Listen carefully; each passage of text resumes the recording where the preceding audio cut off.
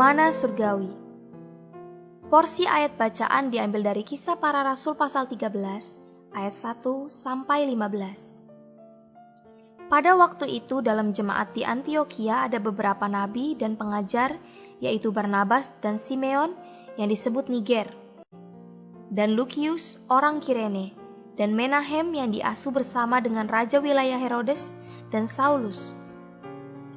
Pada suatu hari ketika mereka beribadah kepada Tuhan dan berpuasa, berkatalah Roh Kudus, "Khususkanlah Barnabas dan Saulus bagiku untuk tugas yang telah kutentukan bagi mereka." Maka berpuasa dan berdoalah mereka, dan setelah meletakkan tangan ke atas kedua orang itu, mereka membiarkan keduanya pergi. Oleh karena disuruh Roh Kudus, Barnabas dan Saulus berangkat ke Seleukia, dan dari situ mereka berlayar ke Siprus. Setiba di Salamis, mereka memberitakan firman Allah di dalam rumah-rumah ibadat orang Yahudi, dan Yohanes menyertai mereka sebagai pembantu mereka. Mereka mengelilingi seluruh pulau di itu sampai ke Pafos. Di situ mereka bertemu dengan seorang Yahudi bernama Bar-Yesus. Ia seorang tukang sihir dan nabi palsu. Ia adalah kawan gubernur pulau itu, Sergius Paulus, yang adalah orang cerdas. Gubernur itu memanggil Barnabas dan Saulus karena ia ingin mendengar firman Allah. Tetapi Elimas, demikianlah namanya dalam bahasa Yunani, tukang sihir itu, menghalang-halangi mereka dan berusaha membelokkan gubernur itu dari imannya. Tetapi Saulus, juga disebut Paulus, yang penuh dengan Roh Kudus, menatap dia dan berkata, "Hai anak iblis, engkau penuh dengan rupa-rupa tipu muslihat dan kejahatan. Engkau musuh segala kebenaran. Tidakkah engkau akan berhenti membelokkan jalan Tuhan yang lurus itu? Sekarang, lihatlah, tangan Tuhan datang menimpa engkau dan engkau menjadi buta. Beberapa hari lamanya engkau tidak dapat melihat matahari." Dan seketika itu juga orang itu merasa diliputi kabut dan gelap.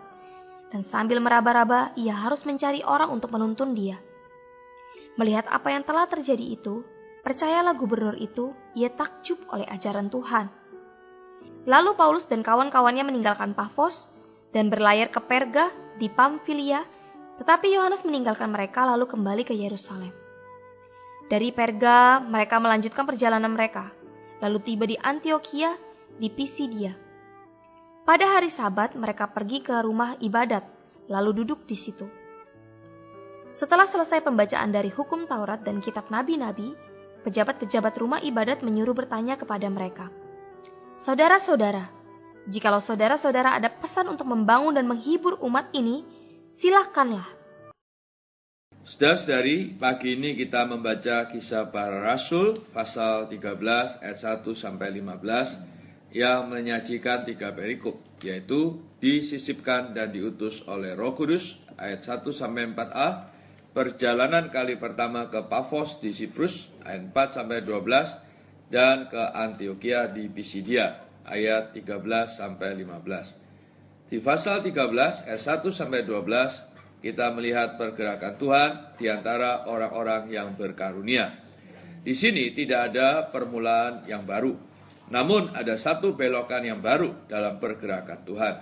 Pergerakan Tuhan telah dimulai dari Yerusalem, dari sana mengalir ke Antiokhia. Sekarang di Antiokhia ada satu belokan baru.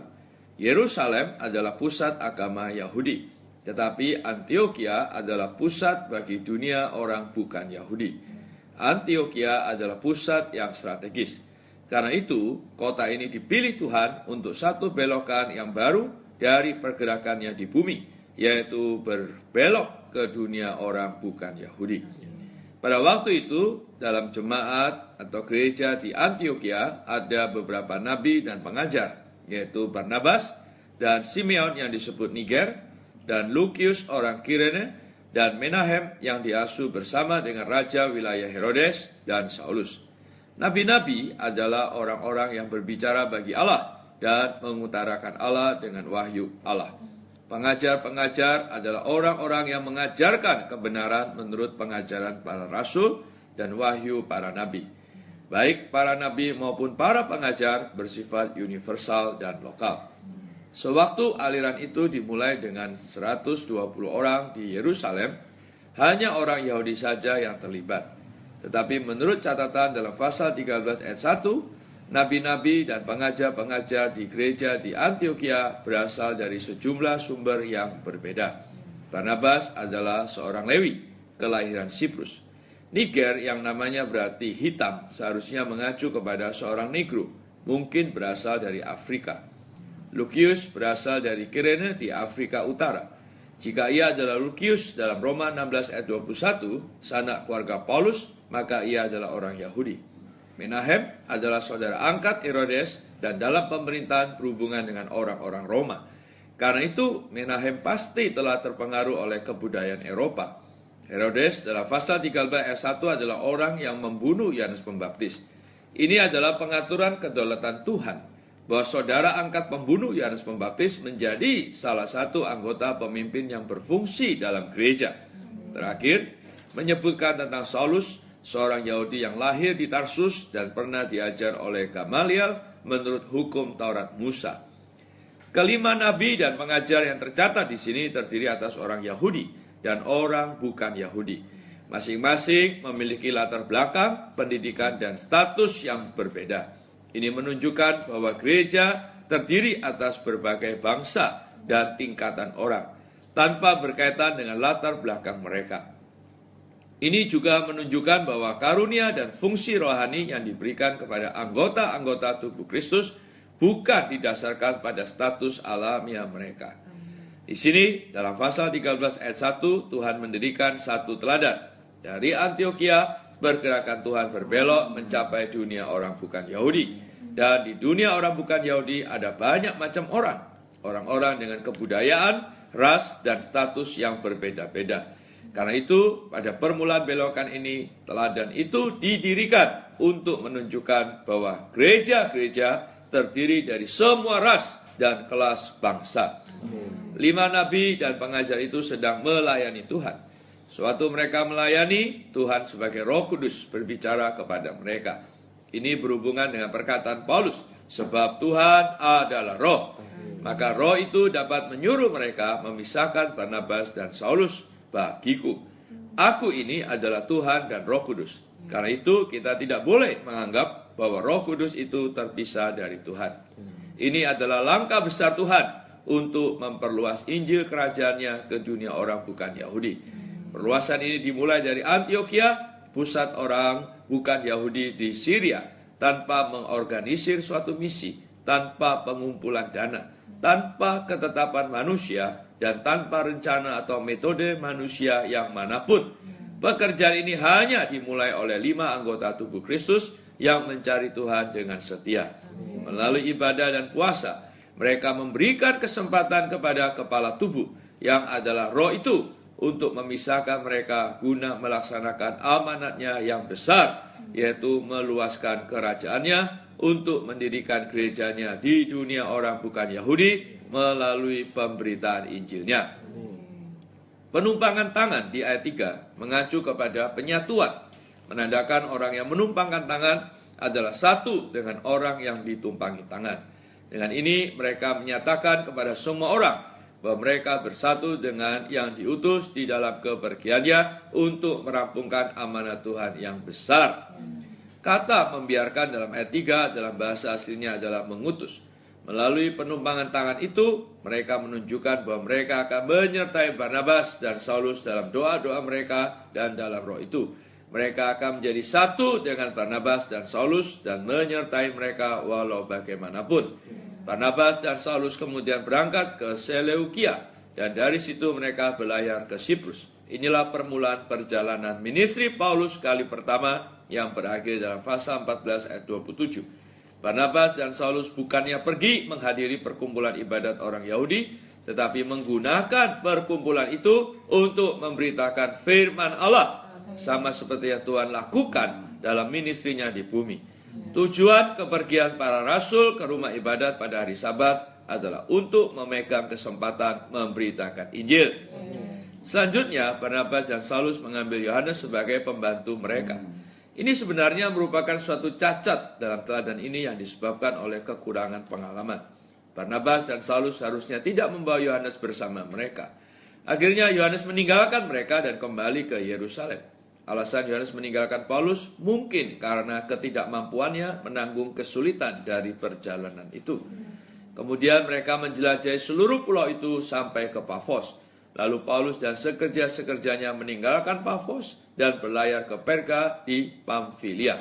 Lalu dari Perga mereka datang ke Antioquia di Pisidia, di mana mereka memberitakan Yesus Kristus yang tersalib dan bangkit sebagai juru selamat. Tetapi seperti yang akan kita lihat, mereka ditolak oleh orang-orang Yahudi. Saudara-saudari, rumah ibadat adalah satu tempat di mana orang yang mencari Allah mempelajari kitab suci. Kapan saja Paulus pergi ke sebuah rumah ibadat, ia memberitakan dan mengajar dari Alkitab, yang pada waktu itu tentu hanya terdiri dari perjanjian lama. Paulus dan Barnabas tidak memberitakan dan mengajarkan pengetahuan manusia manapun atau sesuatu yang berasal dari diri mereka sendiri. Sebaliknya mereka memberitakan dan mengajarkan firman itu dari kitab suci. Kapan saja mereka masuk ke dalam sebuah rumah ibadat, mereka memberitakan dari Alkitab. Mari kita berdoa. Tuhan, terima kasih untuk firman-Mu pada pagi ini. Oh Tuhan Yesus, kami sungguh mengucapkan syukur Tuhan bahwa Injil Kerajaan, oh Tuhan, juga disebarkan di dunia orang bukan Yahudi. Oh Tuhan Yesus, melalui para rasul, hamba-hamba-Mu ya Tuhan. Oh Injil ini boleh diberitakan di dunia orang bukan Yahudi. Sehingga kami hari ini juga boleh menerima Injil-Mu dan mendapatkan keselamatan ini. Tuhan, dari teladan para rasul, oh Tuhan, selalu mengajarkan kepada kami, Tuhan, bahwa kami perlu disusun oleh firman kebenaran. Tuhan, kami perlu melakukan kehendak-Mu. Tuhan, berjalan di jalan-Mu yang lurus. Oh Tuhan Yesus, Tuhan, selamatkan kami dari segala hal-hal yang, oh Tuhan, merusak pekerjaan-Mu. Oh Tuhan Yesus, yaitu ego kami sendiri. Oh Tuhan, pemikiran kami yang alamiah. Oh Tuhan, bahkan di dalam kami mungkin juga ada motivasi dan kemunafikan. Tuhan, selamatkan kami dari segala ini. Tuhan Yesus, sehingga kami hanya dipenuhi oleh Dikau. Tuhan, dan kami mau bekerja sama dengan Dikau, bergerak bersama-Mu demi pergerakan-Mu ini, demi penyebar luasan firman kebenaran, yaitu Injil Kerajaan. Pakai kami selalu Tuhan, dan belas kasihi kami. Syukur padamu. Siapa di pihaknya mengikut Tuhan, hidup bagi Tuhan, tempuh jalannya, tinggalkan dunia, perang baginya. Siapa di pihaknya maju sertanya, demi penebusan dan kurnia-Mu, Juru Selamat mulia, ku di pihak-Mu. Jadi tentara Tuhan, rela berperang, bukan demi mulia atau mahkota, tetapi dorongan cinta kasih-Nya. Atas rahmat Tuhan ku di pihak-Nya, demi penebusan dan kurnia-Mu, Juru Selamat mulia, ku di pihak-Mu. Kau telah menebusku jadi umat-Mu, dengan darah Adi-Mu, bukan mas perak. Bagi pengikut-Mu berkata batas, maju terus ke depan, rela pun bebas. Demi penebusan dan kurnia-Mu, Juru Selamat mulia, ku di pihak-Mu. Perang batang sengit, musuh pun kuat, namun pasukannya mustahil kalah. Di bawah panji-Nya pastikan menang, karena Dia setia, jaya niscaya.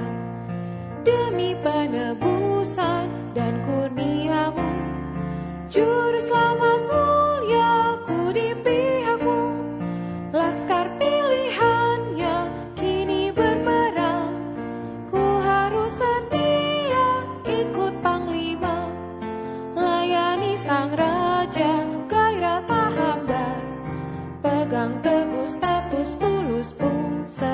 setia demi penebusan dan kurnia-Mu, Juru Selamatmu